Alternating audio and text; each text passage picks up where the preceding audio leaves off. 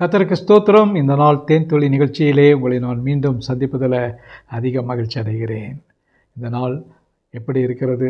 இந்த நாள் ஒரு சந்தோஷமான ஒரு மகிழ்ச்சியும் சந்தோஷமும் நிறைந்த ஒரு நாளாக இருக்கிறதா என்பதை நாம் ஆராய்ந்து பார்க்க வேண்டும்.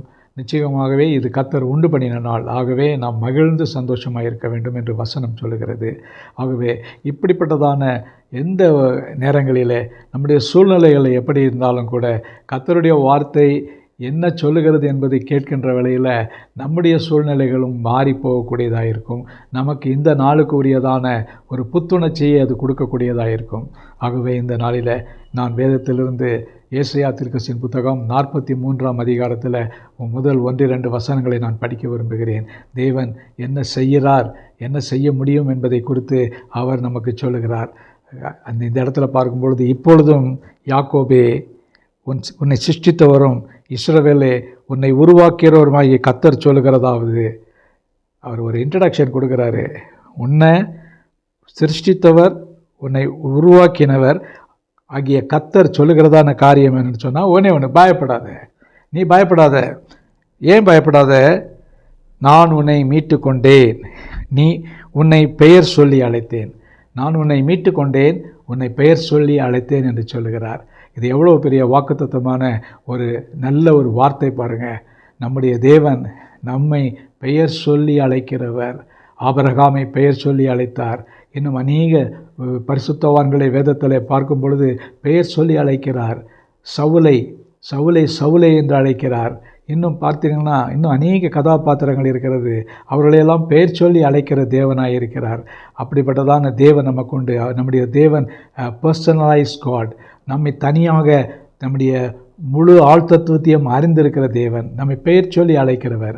அப்படிப்பட்ட தேவன் என்ன சொல்லுகிறார்? அவர் சொல்லக்கூடியதான காரியம், நான் உனக்கு என்ன செய்வேன் தெரியுமா? நான் என்ன பண்ணுவேன்? நீ தண்ணீரை கடக்கும் போதும் நான் உன்னோடு கூட இருப்பேன். நீ ஆறுகளை கடக்கும் போதும் அவைகள் உன்மேல் பொருளுவதில்லை. நீ அக்கினியில் நடக்கும் போதும் வேகாதிருப்பாய். அக்கினி சுவாலை உன் பேரில் பற்றாது. இது பாருங்கள், இது நடக்கக்கூடிய காரியமாயா? தண்ணீரில் இருந்தாக்கா தண்ணீர் நம்ம மேலே ஒட்டாதான்.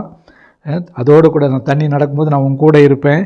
ஆறுகளை கடக்கும்போது நான் உன் கூட இருப்பேன். அது உன்மேல் பொருளுவதில்லை. அக்கினியில் இருக்கும்போது அந்த அக்கினி உன்னை வேகாது. இது தேவனுடைய அவருடைய காரியம். அவர் என்ன சொல்கிறார்? நான் செய்வேன், நான் செய்திருக்கிறேன். வேதத்தில் ஷாத்ராக், மேஷாக், ஆபேத்நேகோலாம் அக்கினியில் போட்டாங்க. போட்டப்போ கூட அவங்களுடைய ஒரு முடி கூட கருகவில்லை. அந்த அப்படிப்பட்டதான உஷ்ணம் இருந்தது. ஆனால் அவர்களுக்கு விரோதமாக இருந்தவங்களாம் வந்தாங்க. அவங்களை தூக்கி உள்ளே போடும் பொழுதும் அக்னியில் போடும் பொழுதும் அந்த இடத்துல நடந்த காரியம், அவர்கள் எல்லாம் அப்படியாக கருகி போனார்கள் என்று பார்க்கிறோம். குரு இல்லாமல் போனாங்க. ஆகவே நம்மளை குறித்து சொல்லும் பொழுது, நீ அக்கினியிலும் வேகாதிருப்பாய், தண்ணீர் உன்மேல் பொருளுவதில்லை, ஆறுகள் உன்மேல் மேற்கொள்வதில்லை என்று தேவன் சொல்லுகிறார். ஆகவே இப்படிப்பட்ட தேவன் நமக்கு இருக்கிறார். ஆகவே நாம் கவலைப்பட வேண்டியதில்லை. ஏன் தெரியுங்களா? உங்களையும் அன்னையும் அவர் பெயர் சொல்லி அழைக்கிற தேவன்.